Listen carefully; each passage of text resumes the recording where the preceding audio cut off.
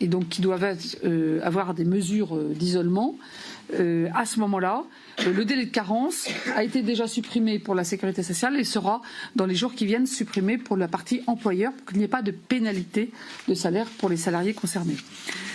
En ce qui concerne l'activité des entreprises, Bruno Le Maire complétera, mais si l'activité est empêchée de tout ou partie de l'entreprise compte tenu de cette situation, à ce moment-là, le recours à l'activité partielle, qu'on appelle parfois chômage partiel, sera possible et donc le ministère du Travail et ses directions régionales sont prêts à pouvoir répondre aux entreprises, là aussi, dans les 24-48 heures, si c'était le cas. Du point de vue des salariés, évidemment, c'est un appel à la responsabilité citoyenne pour que toute personne, tout citoyen, y compris tout salarié, se déclare s'il a été dans une zone à risque ou s'il est en contact prolongé et fort avec quelqu'un qui était dans la zone à risque pour que toutes les mesures puissent être prises en compte. Un élément nouveau, c'est que pour les parents, les salariés qui sont parents d'un enfant qui doit être isolé pendant quelque temps, à ce moment-là, ils pourront être mis en arrêt maladie avec les indemnités journalières. C'est un peu un cas particulier que nous ouvrons pour faciliter la vie des parents dans ce contexte. Peut-être les mesures de précaution quotidienne. Merci Muriel. Alors merci à Amélie Ponico d'avoir organisé cette réunion ici au ministère du Travail. Merci Olivier Véran également de sa présence. Je voudrais d'abord avoir une pensée pour tous les chefs d'entreprise qui aujourd'hui sont inquiets. D'abord inquiets pour leurs salariés. Et nous voulons, avec Amélie Ponico et Olivier Véran, leur apporter des réponses les plus concrètes possibles pour accompagner chacun, leur apporter des solutions très concrètes et faciliter un certain nombre de dispositifs comme ceux que vient d'annoncer Muriel Pénicaud. Inquiet aussi évidemment pour leur activité. Je pense à tous les petits commerçants, je pense aux artisans, je pense au secteur de l'hôtellerie, de la restauration, qui se posent beaucoup de questions sur leur activité, sur la chute du nombre de touristes. Et je veux leur dire avec beaucoup de simplicité que nous sommes à leur côté et que nous répondrons aux attentes et aux besoins de tous les chefs d'entreprise français, sans exception, confrontés à cette crise sanitaire et à l'impact qu'il peut avoir sur leur activité économique et sur leur activité quotidienne, sur leur vie avec leurs salariés. L'entreprise est un lieu de sécurité pour les salariés et elle doit rester, même face à cette crise sanitaire, un lieu de sécurité pour les salariés. Je veux vous dire également qu'avec mes services, avec la Direction générale du Trésor, avec la Direction générale des entreprises, nous assurons un suivi au jour le jour de l'impact de l'épidémie sur la croissance et sur l'économie française. Nous avons mis en place, lors du G20 Finance à Riyad, un suivi attentif et régulier au niveau du G20 et aussi au niveau du Fonds monétaire international. J'ai eu à nouveau la directrice générale du Fonds monétaire international au téléphone pour évaluer avec elle les risques économiques liés à cette épidémie. Nous avons mis en place dans mon ministère une cellule de crise qui me remonte quotidiennement les informations sur la situation des entreprises, la situation des PME comme la situation des grandes entreprises en France et dans le monde, et qui va évaluer au jour le jour les problèmes de chaîne d'approvisionnement auxquels pourraient être confrontées un certain nombre d'entreprises en France.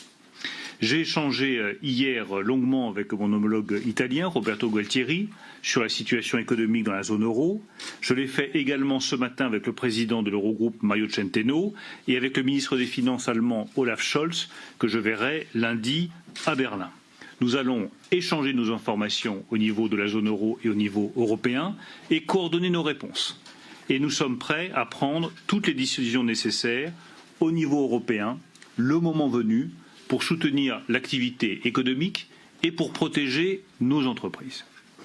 Il ne vous a pas échappé que les marchés anticipent aujourd'hui un ralentissement important de l'économie mondiale.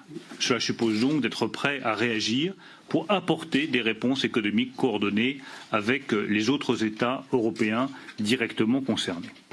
Un mot justement sur l'évaluation globale de l'impact de l'épidémie de coronavirus sur la croissance en France et dans la zone euro. Je n'ai pour l'instant donné qu'un seul chiffre. 0,1 point de croissance en moins pour la croissance française sur l'année 2020. Cette évaluation, je l'ai donnée sur la base d'une épidémie qui était limitée à la Chine. Maintenant que l'épidémie s'étend au-delà des frontières de la Chine, ce chiffre pourra évidemment être plus élevé en fonction de l'évolution de la situation sanitaire.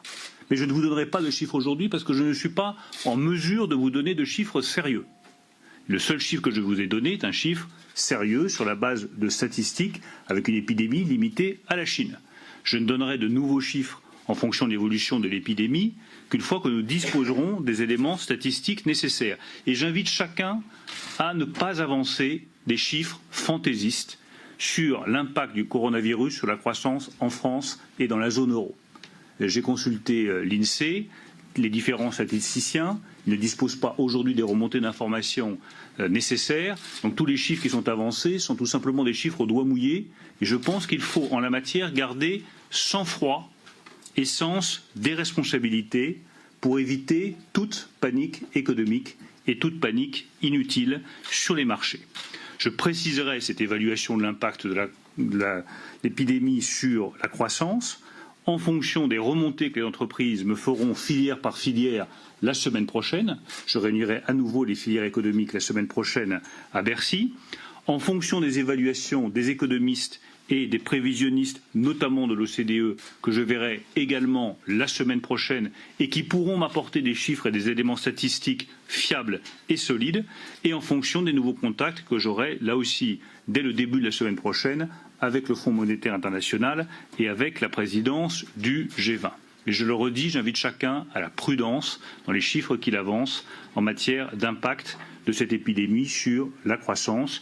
Une évaluation nouvelle sera faite dans les jours qui viennent en fonction d'éléments solides, étayés et précis. En tout état de cause, comme j'ai déjà eu l'occasion de le dire, cette crise doit nous amener à étudier comment réorganiser à plus long terme les chaînes de production secteur par secteur. C'est une question de souveraineté économique. Et nous voyons bien que cette crise fait apparaître un certain nombre de failles dans notre souveraineté économique qui est au cœur du projet économique que nous défendons avec le président de la République. Il faut donc y remédier. La relocalisation de certaines productions stratégiques doit être engagée et elle sera engagée. C'est le cas par exemple dans le domaine de la santé. Nous allons discuter avec Olivier Véran avec le cas de Sanofi. C'est le cas aussi de certaines autres industries stratégiques. Évidemment, cela prendra du temps. Et ce n'est pas du jour au lendemain qu'on va opérer ces relocalisations. Mais cela doit faire partie de notre stratégie économique de long terme pour gagner en indépendance et en souveraineté. Cela figurera notamment dans les grandes orientations du pacte productif. S'agissant des mesures immédiates de soutien aux entreprises et d'accompagnement, Muriel Pénicaud en a déjà précisé un certain nombre. Je rappelle et je confirme que nous mettrons en place des possibilités de recours à l'activité partielle. Nous mettrons en place, je l'ai déjà annoncé la semaine dernière, l'étalement des charges sociales et fiscales pour les entreprises qui en auront besoin. Et je rappelle également que les grands donneurs d'ordre doivent faire preuve de solidarité vis-à-vis de leurs fournisseurs et des sous-traitants qui pourraient avoir de plus en plus de mal à s'approvisionner et à respecter des délais de livraison. Nous avons pris en revanche une mesure supplémentaire aujourd'hui importante qui était réclamée notamment par les PME. Nous allons considérer le coronavirus comme un cas de force majeure pour les entreprises. Ce qui veut dire que pour tous les marchés publics de l'État, si jamais il y a un retard de livraison de la part des PME ou des entreprises, nous n'appliquerons pas de pénalité car nous considérons le coronavirus comme un cas de force majeure. J'écrirai aux PME et aux entreprises pour les informer de cette décision. J'écrirai également aux différentes associations de collectivités locales, l'AMF, l'ARF ou l'ADF, pour les inviter à en faire de même dans les marchés publics des collectivités locales. Vous voyez que nous voulons, comme je l'ai dit en début de mon intervention, être en solidarité totale avec les entreprises et avec leurs salariés. Vous pouvez être assurés que nous continuerons à être totalement mobilisés avec Muriel Pénicaud et Olivier Véran dans les jours et les semaines qui viennent.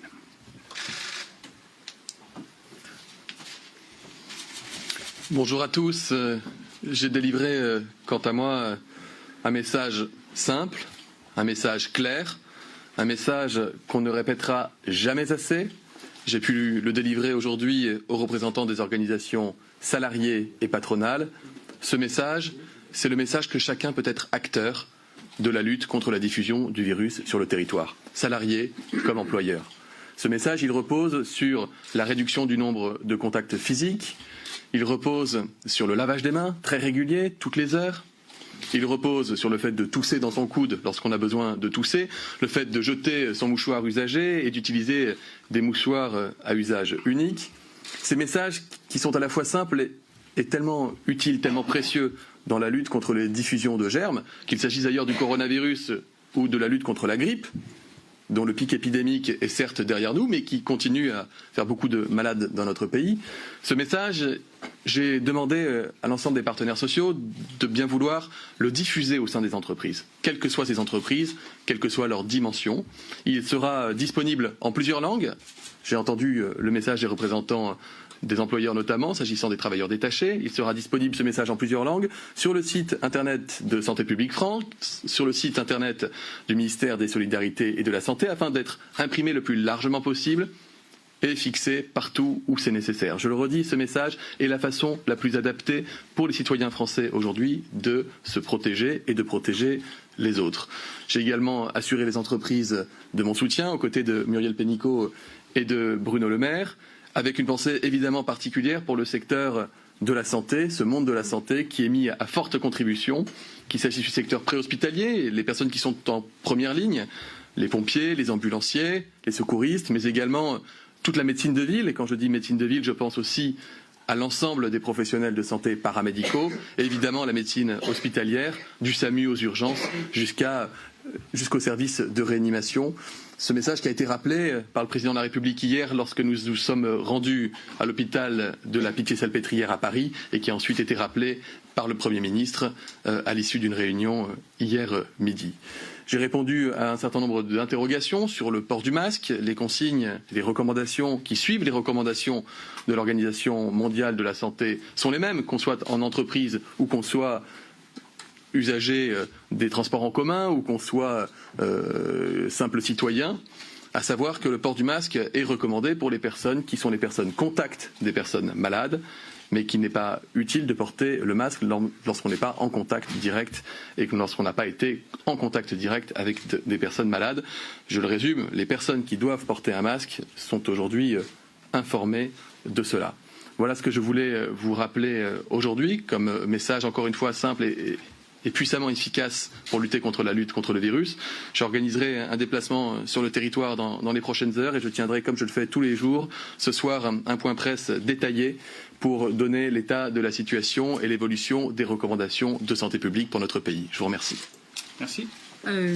Juste un point, évidemment, ce qui est très important, c'est pour les 25 millions de salariés dans notre pays, pour les 1 300 000 entreprises qui ont des salariés, c'est de pouvoir être parfaitement informés. C'est pour ça qu'il y a ce question-réponse sur le site du gouvernement, mais c'est pour ça aussi que toutes les organisations patronales et syndicales se sont engagées auprès de nous pour accompagner, pour donner un vrai support aux entreprises et aux salariés, et donc diffuser largement cette information. C'est essentiel. Je pense que quand il y a des règles claires qui donnent une certaine sérénité, puisqu'on sait dans quel cas on est, on sait ce qu'on a à faire, ça aidera d'une part à prévenir l'expansion de la maladie, mais ça aidera aussi aux salariés et aux entreprises de garder une certaine sérénité dans un contexte où on est conscient qu'il est difficile pour tous les Français, mais on est tous à bord pour accompagner les uns et les autres. Merci à tous.